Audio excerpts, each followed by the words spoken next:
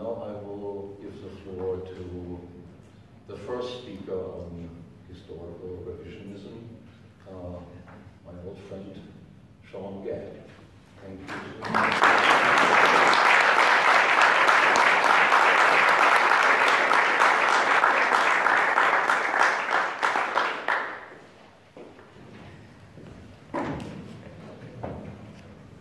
Well, good morning, everybody.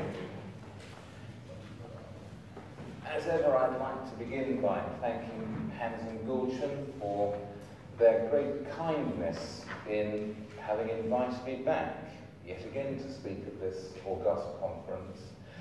And I'd like to thank them also for the great honour they've shown me, or perhaps the great victimization they've inflicted on me in allowing me to speak first. Now, the subject I have been given this year might seem on the face of it both obscure in itself and somewhat unrelated to the overall purpose of the Property and Freedom Society, which is to promote the defense and survival of our civilization. I will speak today about the emergence and survival of the Byzantine Empire, which is perhaps more appropriately called the Medieval Roman Empire. By way of introduction, I do feel obliged to go over a number of matters, and I'm sensible of the fact that many of you will be perfectly familiar with these yourselves, and so I hope you will forgive me and hope that I'm not patronising you. But it is useful when I publish the text, it is useful for when the YouTube video goes up, and there may be one or two people in this room who are not familiar with the leading facts of the subject that I will discuss. If you turn to the maps that I've handed round, and if you don't have one, there's a pile just by Andy Duncan, and I'm sure he will pass them back if required. If you look at the first of these maps, you will see the Roman Empire as it was around the year 395 AD. This shows the empire at something like its maximum extension. Oh, the conquests north of the Danube have been given up, and the conquests east of the Euphrates. But what you have here is the entire Mediterranean world and its various hinterlands, a vast expanse of territory stretching from the north of England to Upper Egypt, and from Casablanca to Trebizond. The reason I start with 395 is that in that year, after a century of experiments, the final division was made of the empire into two administrative zones. You have the western half, or on my map, the red half, which is governed sometimes from Rome, sometimes from Milan, but mostly from Ravenna, by a Western emperor. And you have the eastern half, or the purple half on my map, which is governed from Constantinople. The idea was that each would have its own emperor. The emperors were always related to each other and did not go to war with each other. The idea was that each would have its own emperor, and each would look after the particular military and diplomatic concerns of his own part of a theoretically undivided empire. As you move forward, the western half of the empire falls on evil times.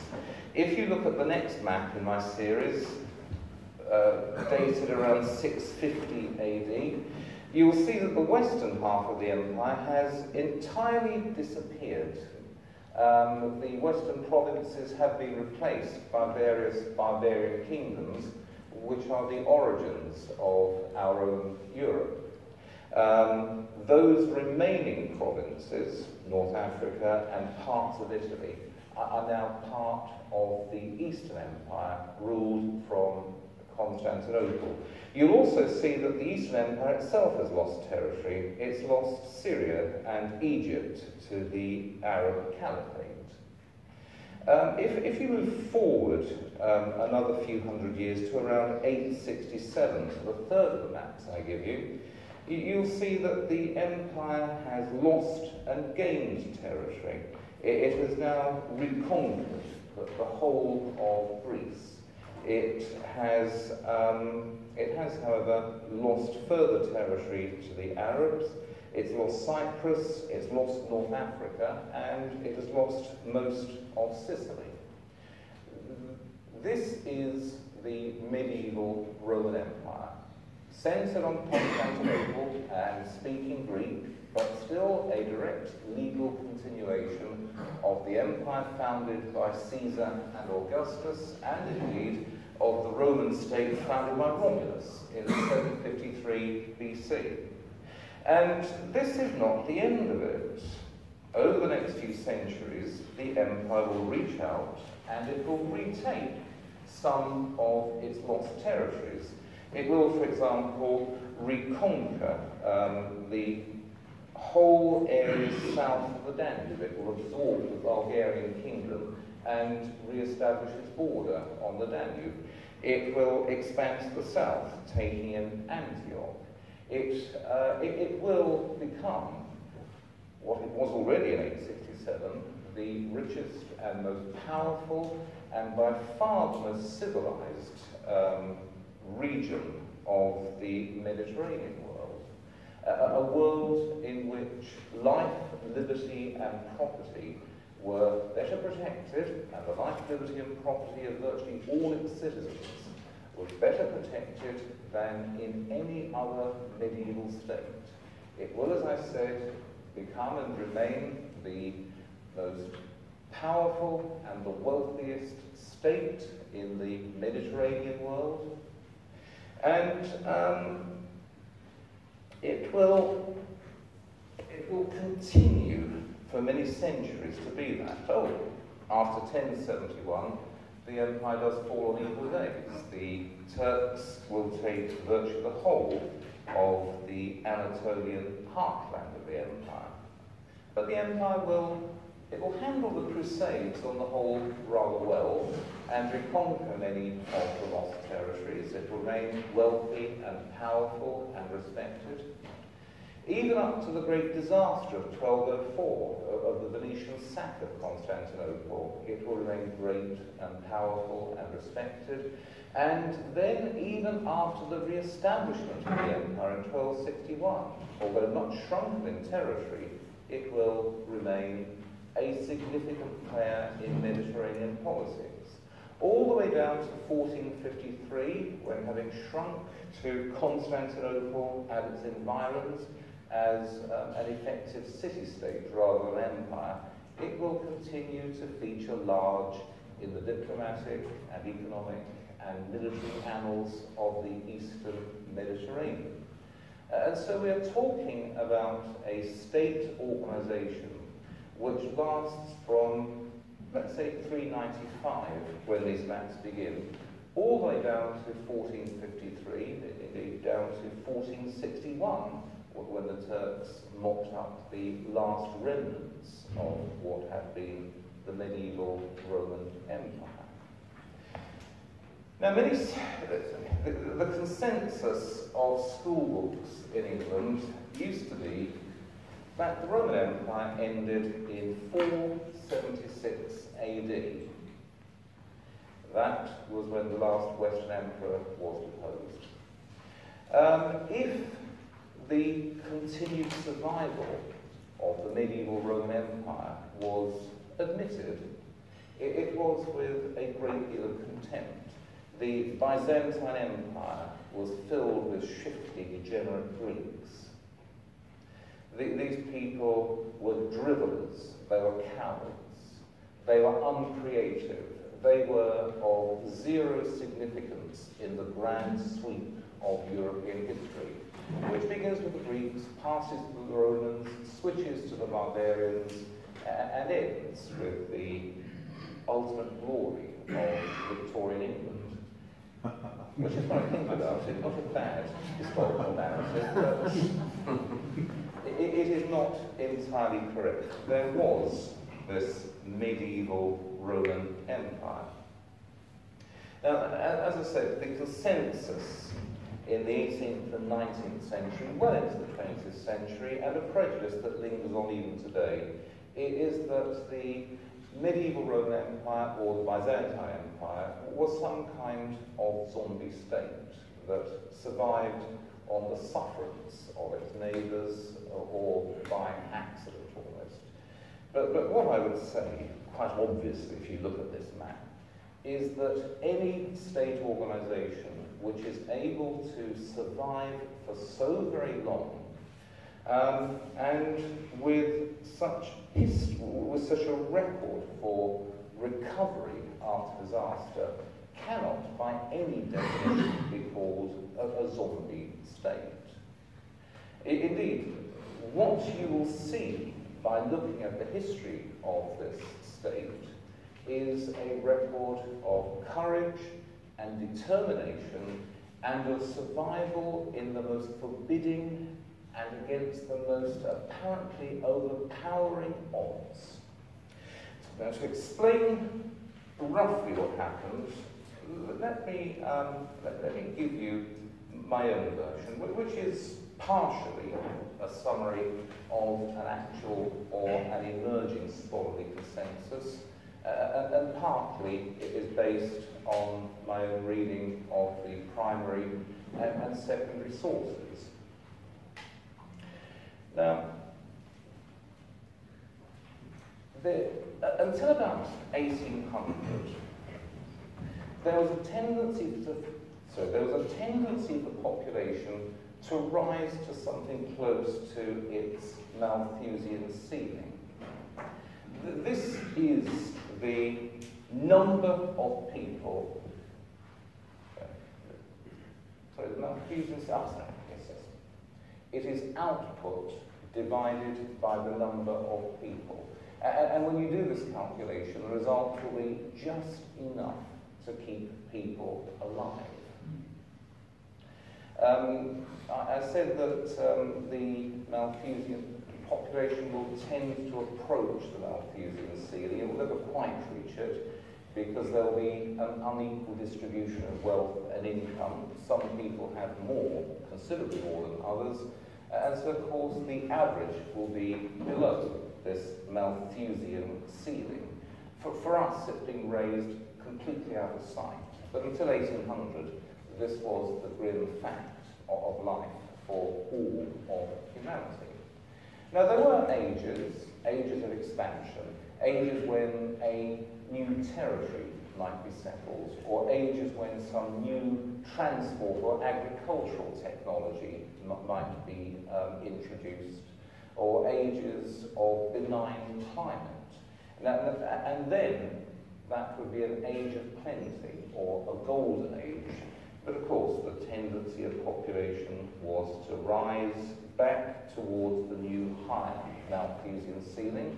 And if there was any lowering of the Malthusian ceiling, for any reason, whatever, you would see a sharp and sudden collapse of population. Now, if I say that climatic studies is a young and a not entirely settled science, I might be underestimating. However, if you look at studies of climate and of climate change in the past, you will see, on the one hand, the lack of any apparent political bias, which I suppose it is a surprise, bearing in mind the uses to which climate science are put in our own age. And you will also see an attempt to get at the truth. And I'm not an expert in these matters, and so I cannot tell you that what I've read is the settled and unchangeable opinion forever afterwards. But the present consensus has looked at things like tree ring data, carbon dating, at ice core samples, at things like the height of the Dead Sea in the Middle East. And has looked at the records between about 100 BC and 300 AD of the height of the Nile floods, which have been carefully recorded, and has also looked at contemporary historical and other documents, and at documents written by later historians, which are drawing on sources which have since disappeared. If you take into account all the scientific and archaeological and literary evidence which can be found, and you synthesize it, and you try your honest best to get at the truth, I suspect that something like the truth has been found. And this truth is that between about 100 BC and at least about 150 AD, the Mediterranean world went through a period of benign climatic conditions. There was just the right amount of radiation reaching us from the sun. There was just the right amount of rainfall. The harvests were abundant, and it was an age of peace and plenty. Now, after about 150 AD, this benign climatic period came to an end. There was a period of cooling. There was reduced rainfall in some parts of the Mediterranean world and increased rainfall in other parts of the Mediterranean world. The data from the Nile flooding tables shows us that the Egyptian harvests were much less reliable and much less abundant than they had been in earlier periods. And bearing in mind the very different costs of land and sea transport, we can suppose that most Mediterranean cities had become dependent for their grain imports on the Egyptian harvests. Now, if you look only at the climate evidence, if you ignore all other information we have about the period, you would suppose that the Mediterranean world after about 150 AD would have experienced these things. A fall throughout the empire of agricultural productivity, a fall of living standards and general status among the poorer classes, the emergence of new diseases to thin the number of the hungry poor, the movement of pastoral and therefore mobile nations from suddenly cooler regions in Central Asia to the still temperate regions of the Mediterranean world. And the appearance of political instability and a general breakdown of institutions under new and unexpected strains. That is what a close reading of only the climatic data from that age would suggest. And in fact, of course, that is exactly what happened. The empire was beset suddenly by pandemic diseases. We're not sure what these were. Smallpox, measles, some people say typhus, others say bubonic plague. We're not entirely sure. The examination of human remains has not yielded so far completely certain data. Well, what we can say, however, is that these diseases swept through the Mediterranean world. We can't say what the incidence or the mortality was, but somewhere between a quarter and a third of the entire Mediterranean population is not unreasonable. At least one emperor died of the disease, of the plague, and we have records that whole cities were depopulated and empty and given over to grass and wild animals.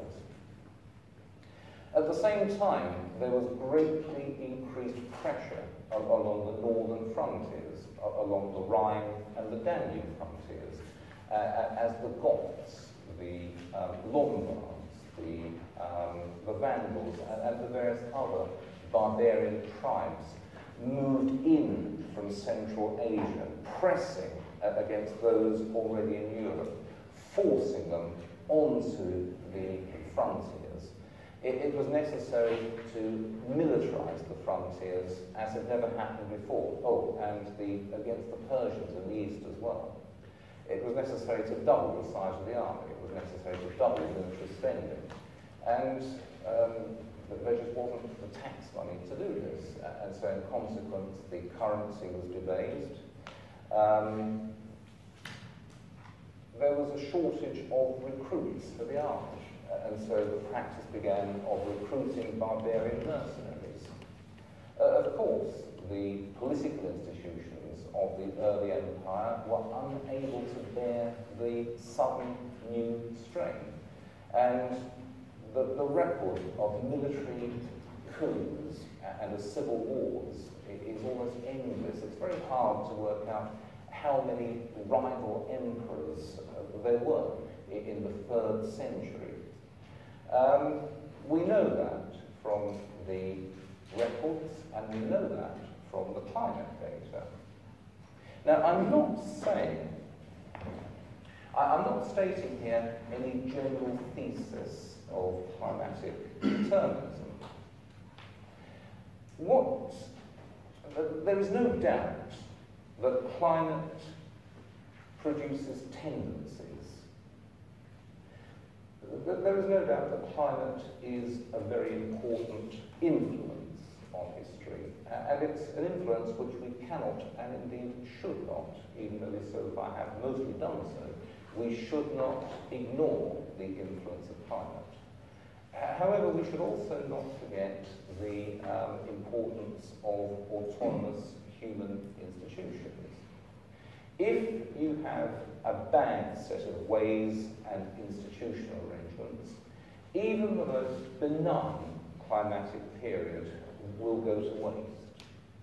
If you have fundamentally sound ways and institutional arrangements, it is possible, perhaps to minimize, at least to mitigate unfavourable climatic conditions.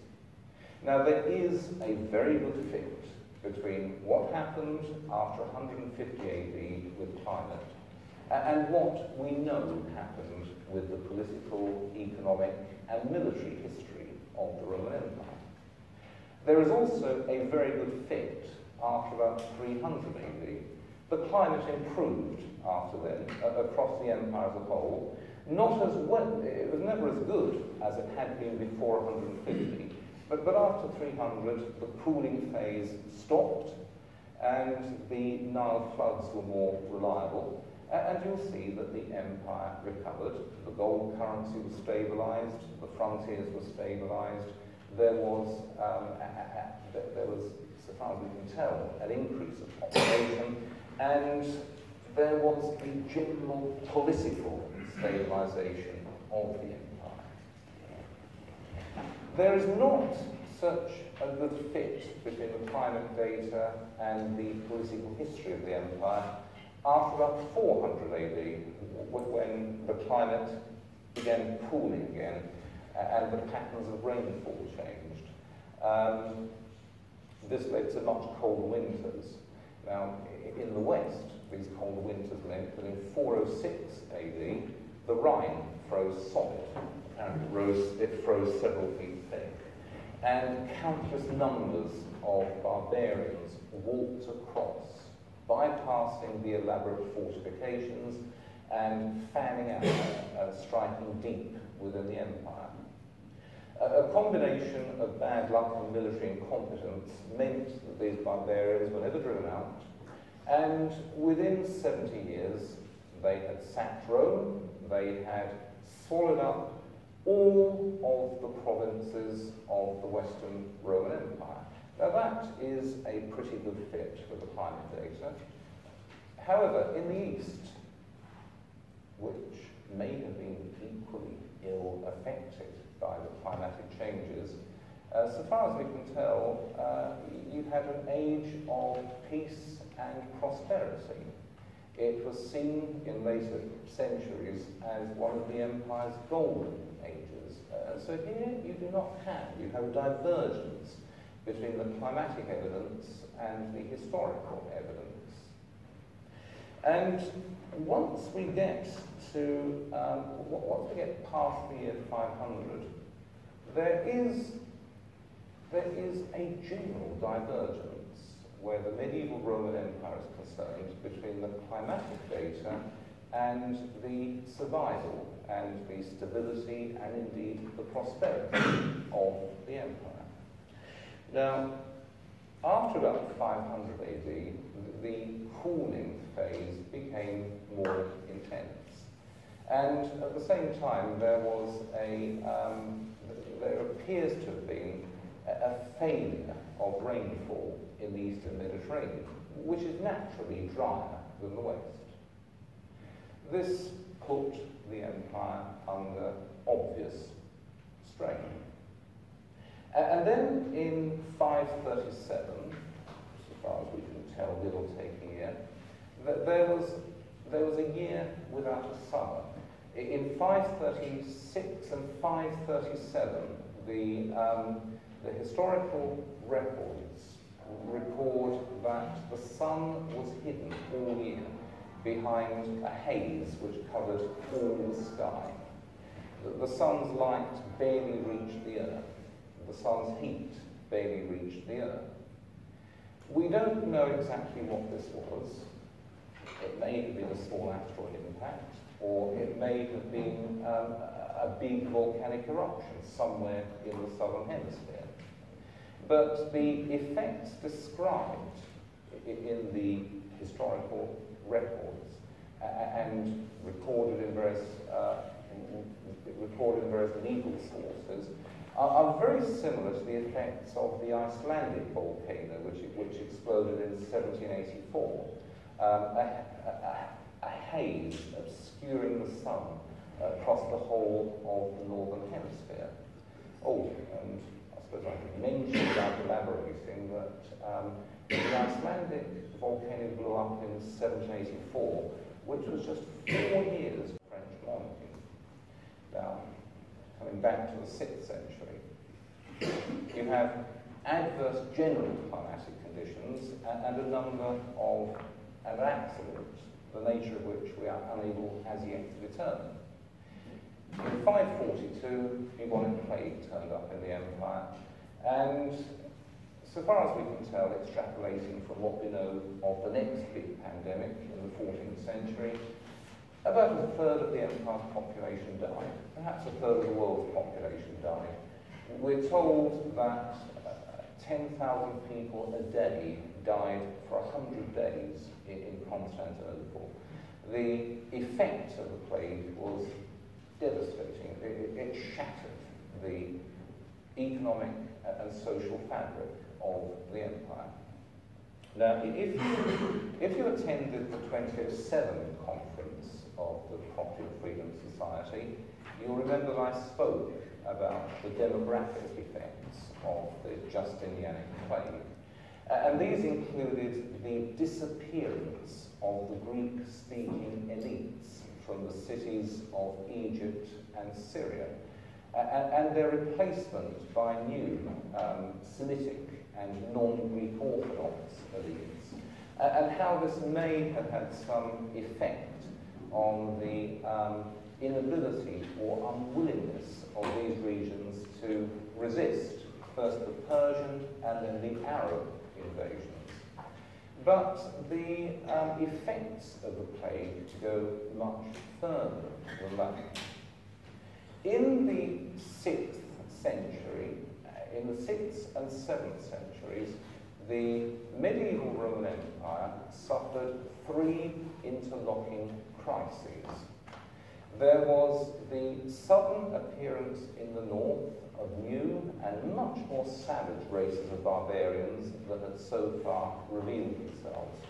The Avars, and of course the Slavs, who ruined the Danubian provinces and who burned and pillaged all the way south as far as possible. You have the emergence of militant Islam, which stripped the wealthiest provinces of the empire away in a campaign of just a few seasons. You have an internal collapse of population. Any empire which can justly be described as a zombie state would have died in 6 months. The medieval Roman Empire survived, and it survived by pulling off what you may regard as the miracle of internally reforming itself in the middle of 3 separate but interlocked existential crises. It is very difficult to find a comparable story in history to what happened in that empire during the 6th and 7th centuries. If you look below the glittering surface, the ancient Roman Empire, the one we know, the Caesars, Augustus, Claudius, all that sort of thing. If you look below the glittering surface, the ancient Roman Empire was a ghastly place in which to live. Below a very, very thin veneer of civilization, most people lived on the edge of utter destitution. Indeed, most people lived in the countryside and were either outright owned chattel slaves or various kinds of tax slave or semi-serfs. The empire was often a vicious incompetent. The ruling class, the upper class, the senators, they kept their culture going, but they were a thoroughly parasitic lot, grabbing every penny of rent they could extract from their tenants and every penny in various kinds of semi-feudal dues they could extract from the peasant under them. You had a vast parasitic bureaucracy trying, though not always succeeding, in controlling every aspect of the empire's life. The achievement of the medieval emperors is to scrap the entire ancient legacy. Most of the bureaucracy was shut down in a couple of years. Taxes were cut. The silver coinage was stabilized in 615, in the year that the empire lost Syria, in the middle of a vast military crisis. The empire stabilized its silver coinage, which remained stable at that rate for many centuries to come. The whole body of commercial regulation was either scrapped or made into a nullity by the dismissal of the relevant officials. Above all, the great senatorial landholdings were broken up and were given to the peasants. They were given to the peasants on various kinds of military tenure. The deal was that the people got the land. The land was inalienable. It couldn't be sold. It couldn't be mortgaged. There was no way for nasty people in the big cities to come and do cunning deals with the peasants and end up with the land in their own hands. It was inalienable.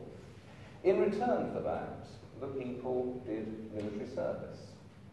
They armed themselves and they defended the emperor. And they defended the empire. No, they defended their country and they defended their established orthodox faith. And this is the great difference between the medieval and the ancient Roman empires. In the ancient Roman Empire, at the end, bands of barbarians in Gaul and Spain and Italy wandered past indentured tax slaves who barely looked up from their plows to see who their new masters were about to be. In the medieval Roman Empire, the armies of the Caliph crashed again and again against a wall of armed freeholders, and again they were thrown back. And that explains the reason for these maps, the fact that this apparent zombie state, this drivelling afterthought to the glory that was Rome, not only failed to disappear, but survived for century after century after century, and is burned deep into the historic memory of our ancestors, even if only indirectly. Now, what is the moral of this? The moral is that climate can be destiny, and demography can be destiny.